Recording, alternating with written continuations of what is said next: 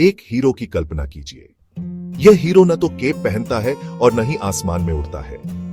यह हीरो हरे भरे खेतों में चलता है, मिट्टी की भाषा समझता है और उन लोगों के लिए लड़ता है जो देश को खाना खिलाते हैं। यह हीरो चौधरी चरण सिंह थे, एक ऐसे व्यक्ति जिनका दिल भारत के किसानों के लिए धड़कता था। वह सिर्फ एक लीडर से कहीं ज्यादा थे। वह उनकी आवाज थे, उनकी ताकत थे और उनकी उम्मीद थे। चौधरी चरण सिंह का जन्म 1902 में उत्तर प्रदेश के नूरपुर नाम के एक छोटे से गांव में हुआ था। वह किसानों के परिवार में पले बढ़े। उन्होंने बहुत कम उम्र से गांव के जीवन के संघर्षों को देखा और गांव की खुशियों को भी देखा। वह उन्हीं खेतों में खेलते थे जहां उनका परिवार फसल उगाता था। उन्होंने बदलते मौसम को समझा, वे बारिश के महत्व को समझ गए और सीखा कि जमीन से गुजारा करने के लिए कितनी कड़ी मेहनत चाहिए। एक छोटे लड़के के रूप में भी चरण सिंह तेज और सीखने के उत्सुक थे। उनके परिवार ने शिक्षा को शक्तिशाली उपकरण माना, इसलिए उन्होंने उन्हें कड़ी पढ़ाई के लिए प्रेरित किया। उन्होंने आगरा कॉलेज से विज्ञान की डिग्री ली। बाद में उन्होंने कानून की डिग्री हासिल की।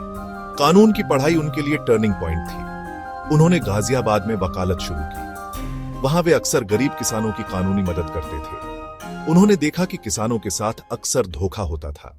जब चरण सिंह राजनीति में आए, उनका मुख्य लक्ष्य था किसानों के जीवन को बेहतर बनाना। जमींदारी प्रथा थी एक बड़ी समस्या। अमीर जमींदार जिनके पास बहुत जमीन थी और किसान गरीब किराएदार जिनके पास अधिकार नहीं थे। चरण सिंह ने इसे अन्याय माना। जो जमीन जोतता है, जमीन उसी की होनी चाहिए।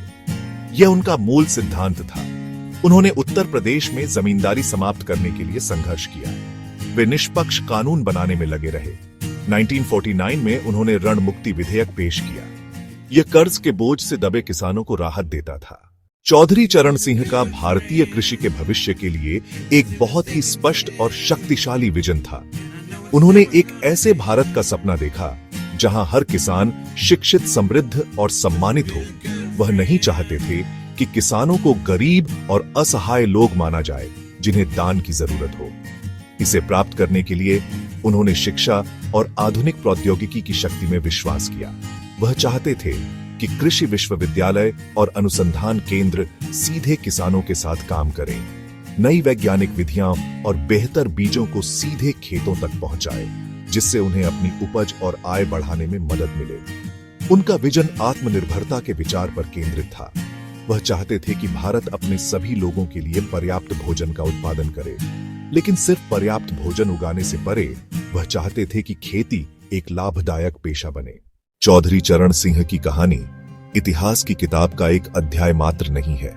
यह एक जीवित विरासत है जो भारत के खेतों में फलती फूलती रहती है। उनके जीवन के काम ने एक अधिक सशक्त किसान समुदाय की नींव रखी। किसानों के अधिकारों, उचित मूल्यों, उनके श्रम के सम्मान के लिए जो लड़ाई उन्होंने इतनी जोरदार तरीके से लड़ी, वह आज भी उतनी ही प्रासंगिक है। भारत के युवाओं के लिए चरण सिंह का जीवन प्रेरणा का एक शक्तिशाली स्रोत है। उनका जन्मदिन 23 दिसंबर भारत में किसान दिवस के रूप में मनाया जाता है। जैसे जैसे हम भविष्य की ओर देखते हैं, उनका जीवन हमें एक मौलिक सच्चाई की याद दिलाता है। एक राष्ट्र जो अपने किसानों की देखभाल करता है, वह एक ऐसा राष्ट्र है जो अपनी देखभाल करता है। उनकी कहानी भारत को हमेशा ऐसे भविष्य के लिए प्रेरित करती रहेगी जहां हर खेत हरा भरा हो, हर किसान समृद्ध हो।